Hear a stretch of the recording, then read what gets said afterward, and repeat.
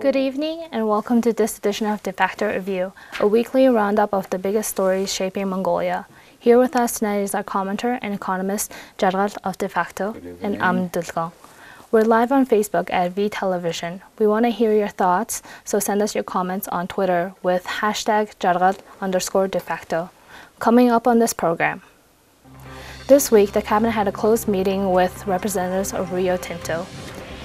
Bid Botlam, partner of ZORIG'S, was questioned this week. The 5th Mongolian Television Forum was held.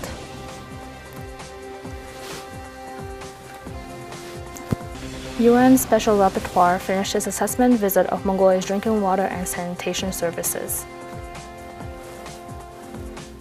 So, with our first topic of this week is the cabinet meeting with Rio Tinto. Rio Tinto representatives arrived in Ulaanbaatar on Tuesday for a closed meeting with government officials. According to rumors, they are in Mongolia to discuss the OT agreement.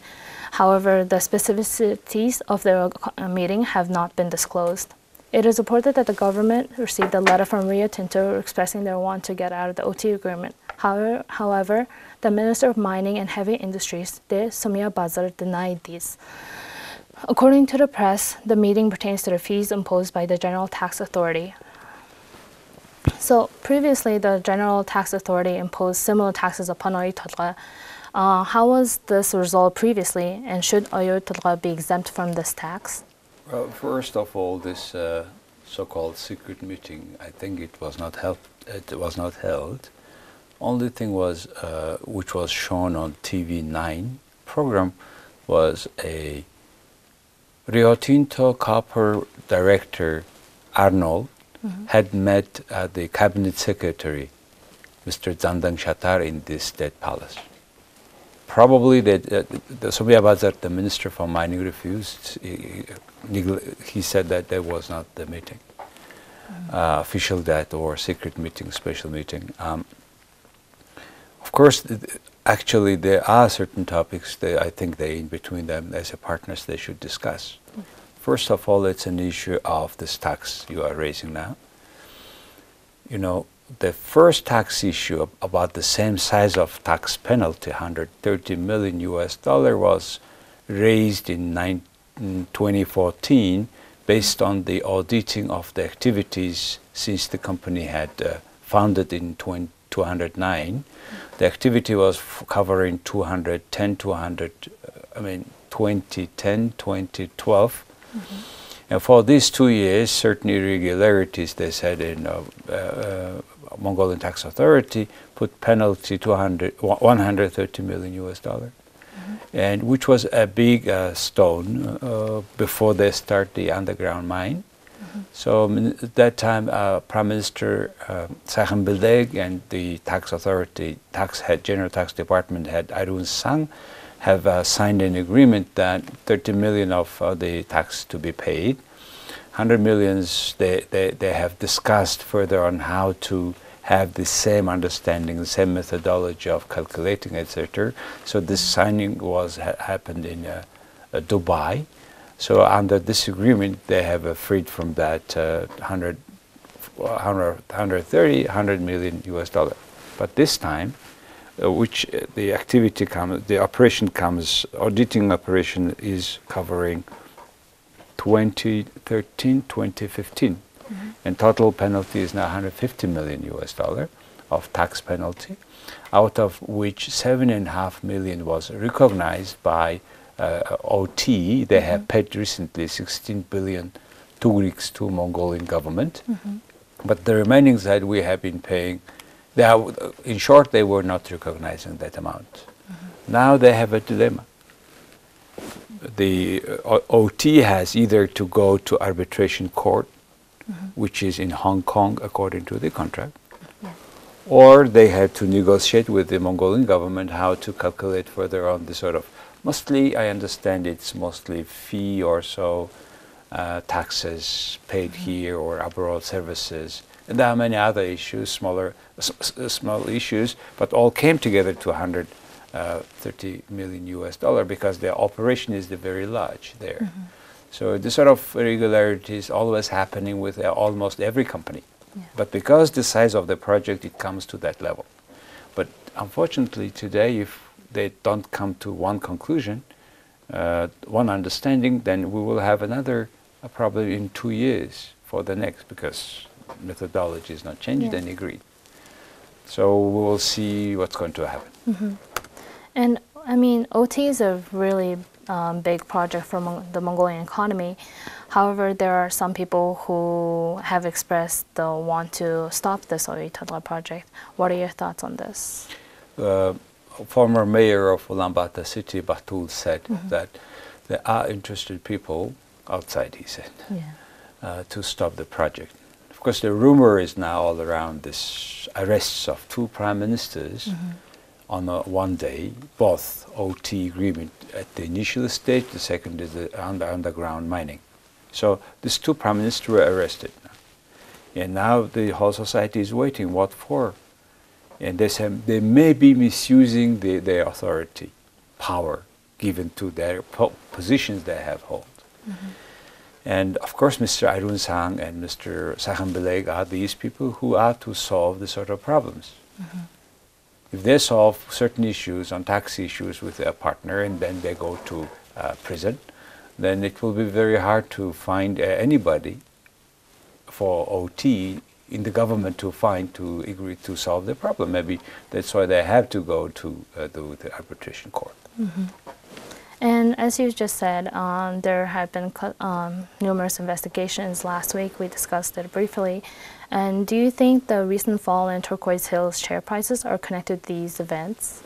Turquoise TRQ, which is a ticker for Turquoise Hill, listed in Toronto, in fact happened to fall down on the March 9th, which is March 10th here, when they have arrested these 2 prime ministers.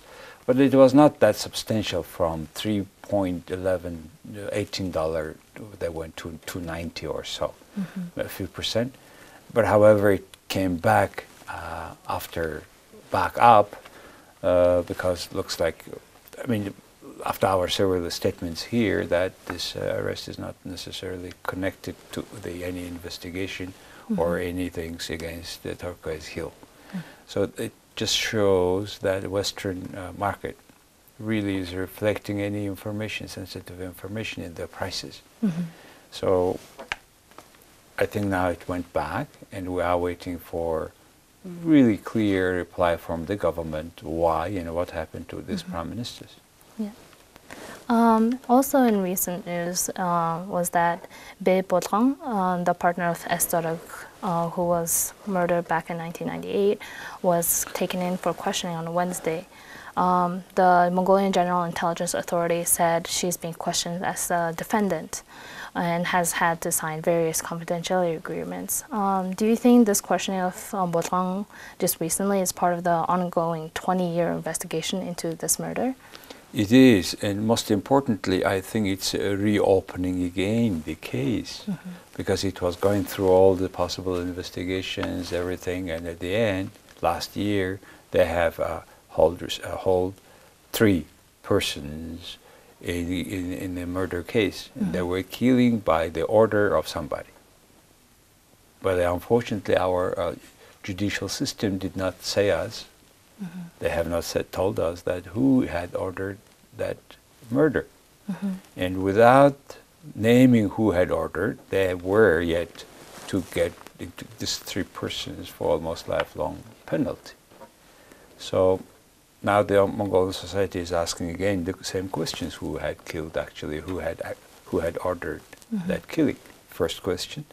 Second,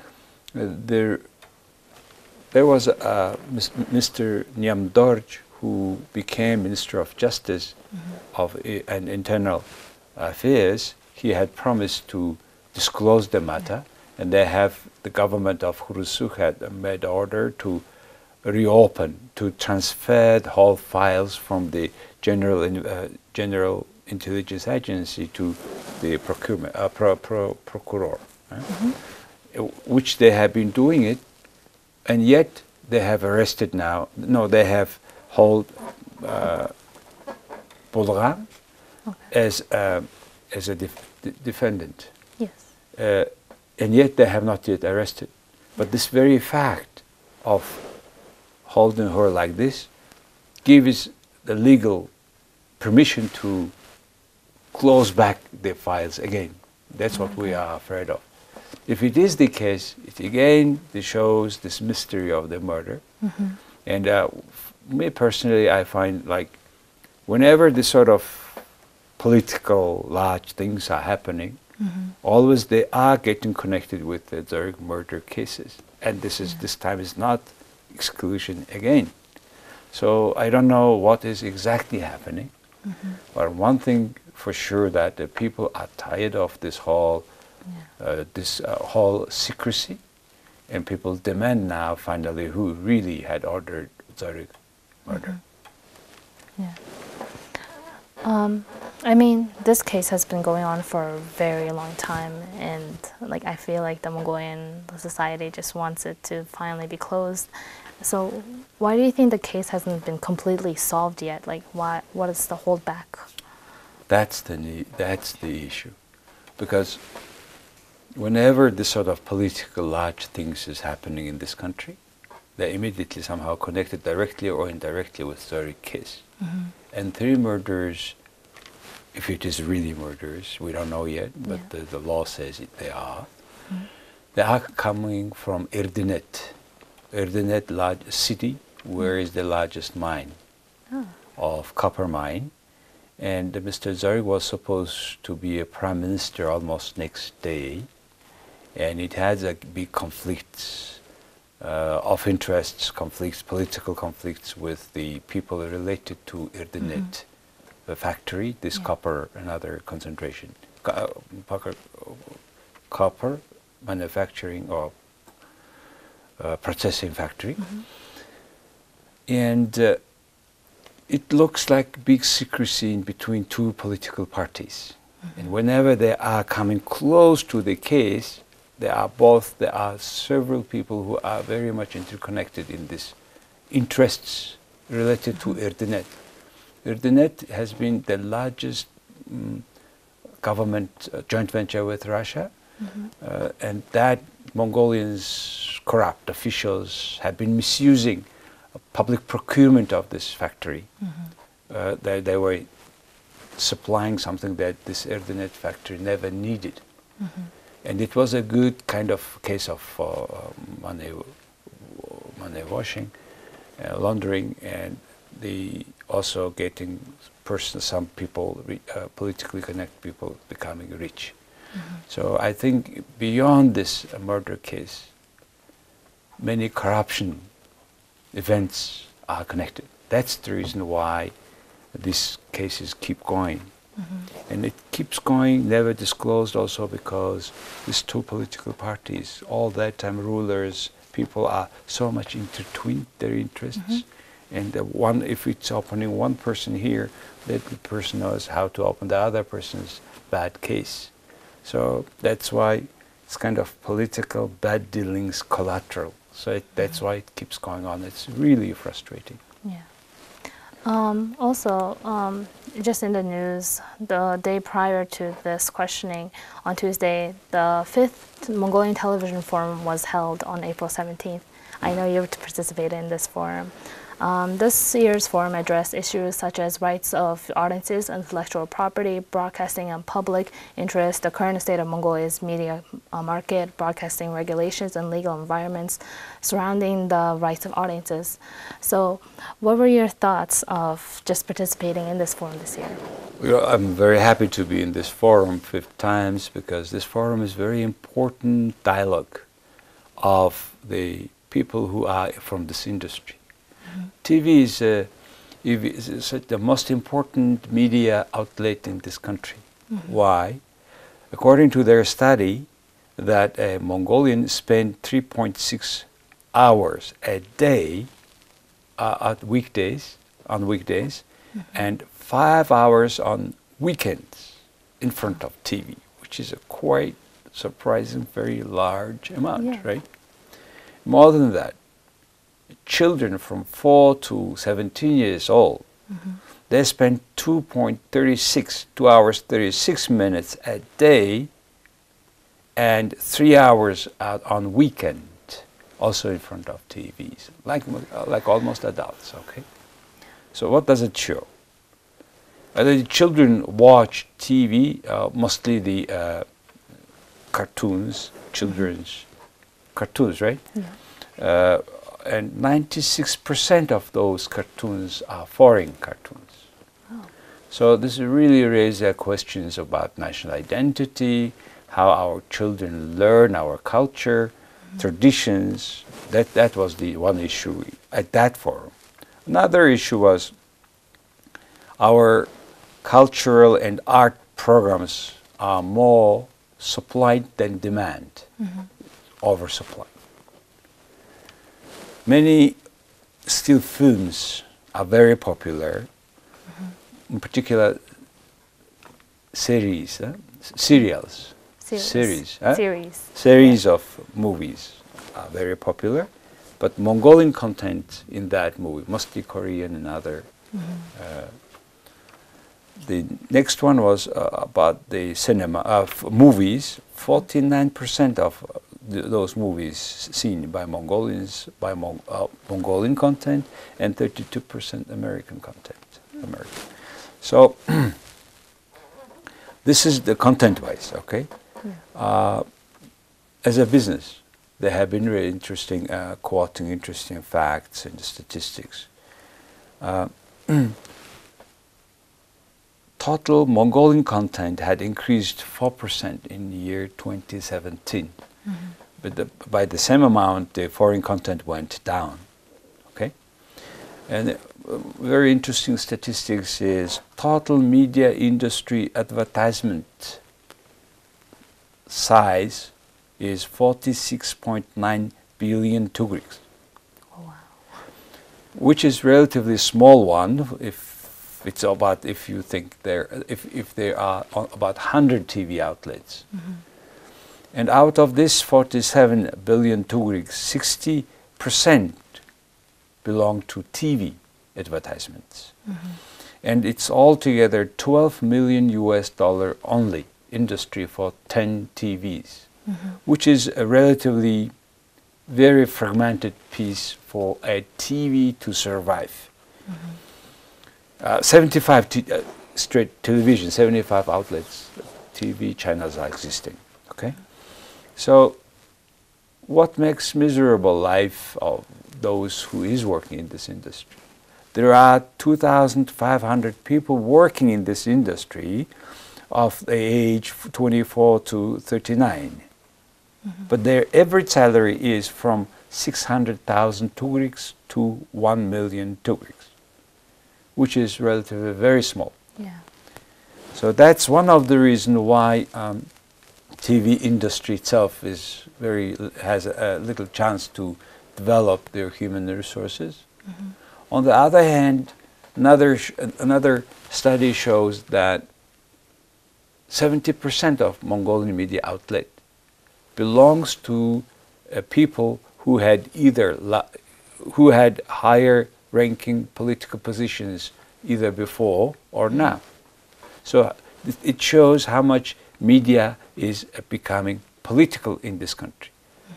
Because it's political, the TVs, even with the loss, it still runs the operations. And when the business is in the loss, it's very hard to pay more their employees, which is kind of also in their own way, they are becoming victims of that politically motivated media channels.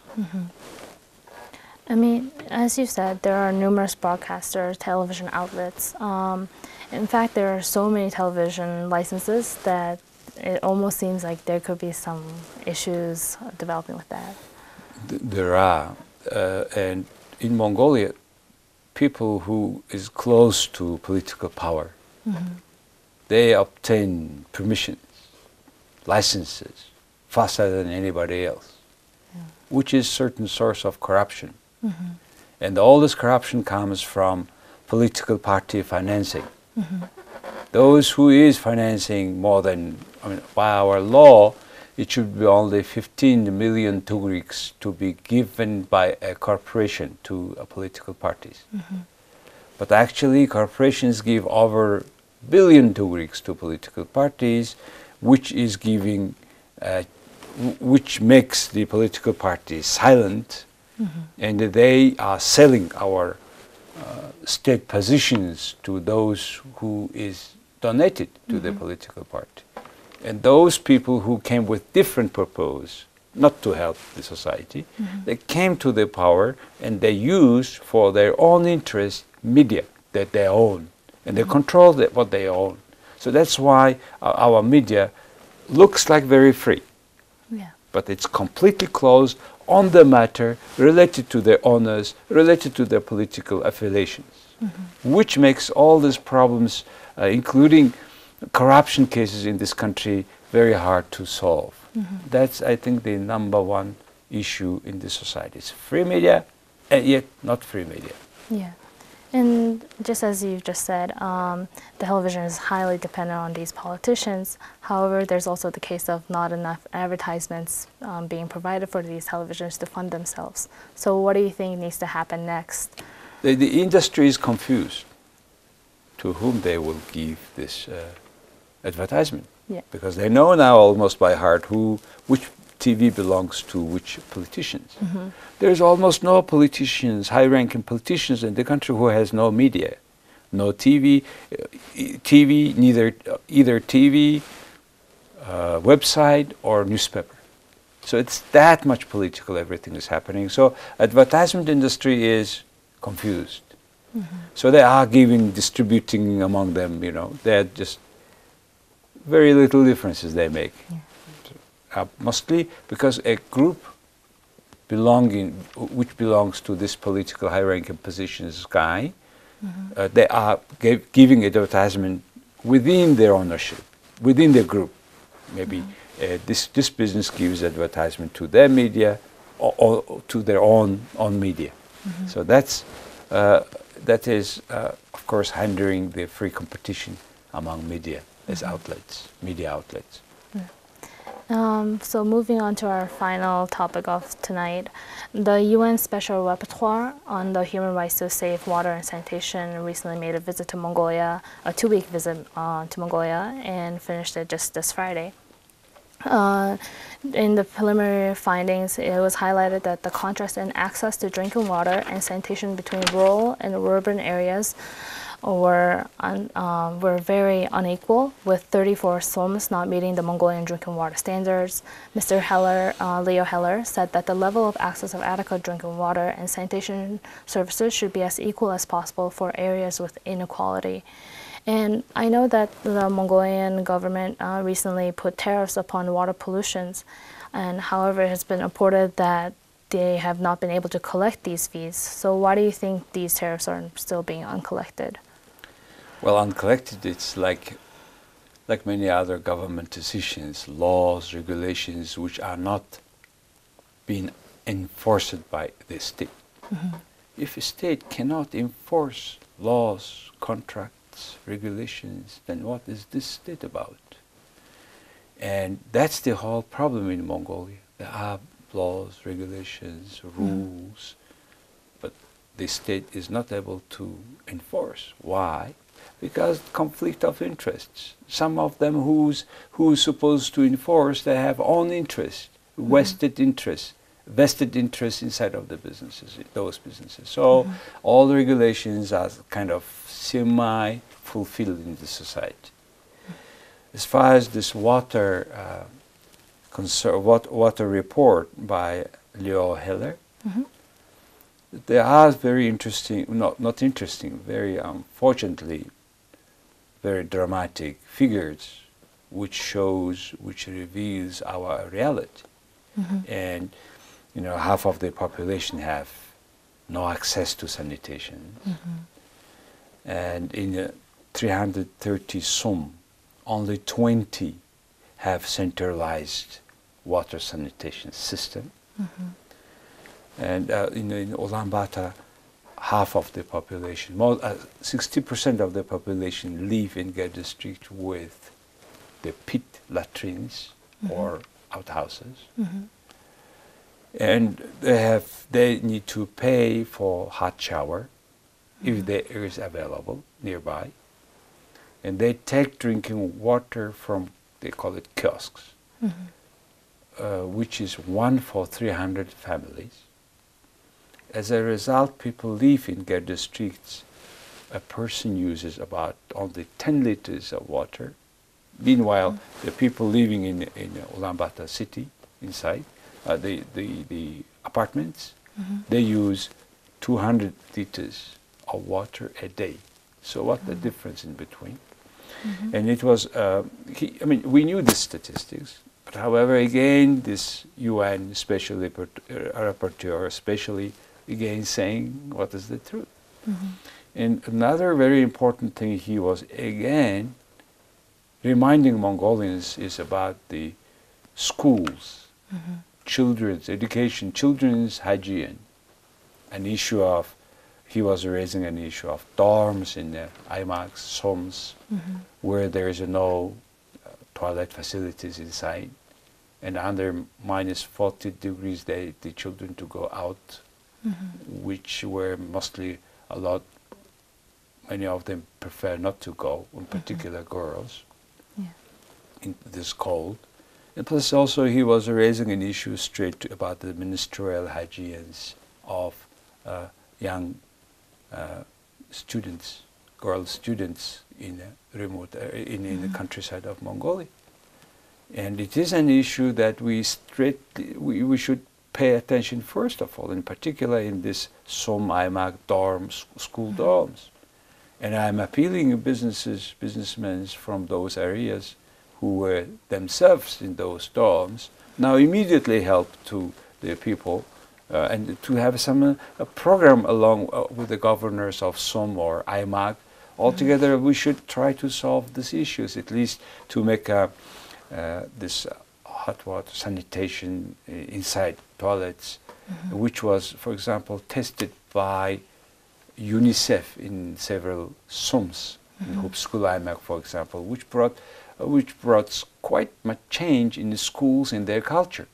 So Mongolians have to pay attention to this sort of things that we don't often talk about. And we should do it as soon as possible before another rapporteur comes and again reminds you guys are not making your children properly safe and clean. I mean, Mr. Hella said, quote, "In addition to explicitly recognizing the human rights to to water and sanitation under the Constitution, the government of Mongolia should ensure that human rights perspective is clearly reflected in the legislation and respective regulatory instruments," unquote. So it is a known fact that safe drinking water is a human right and that the government is responsible for ensuring. So what do you think the state needs to do or that we need to do to further fulfill these standards for like the drinking waters? In Ulaanbaatar city, we should immediately make housing, affordable housing all around the Ulaanbaatar city. And I have been suggesting a method that recommended by the famous economist Hernando de Soto, which says that we need to register the land where they are now living within their fence. This registration makes property, private property.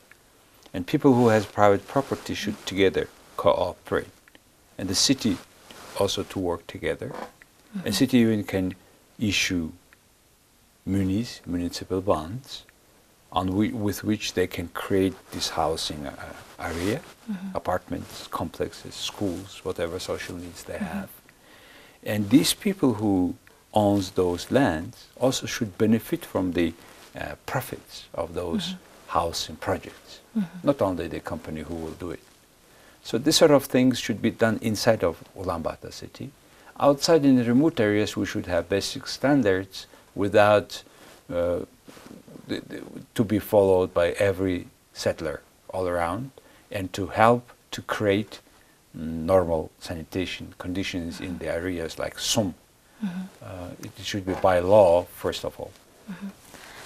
Thank you. Thank you for joining us for this week's Defacto Review. Please join us next week at the same time for the roundup of the latest news shaping Mongolia. Good night. Thank you very much.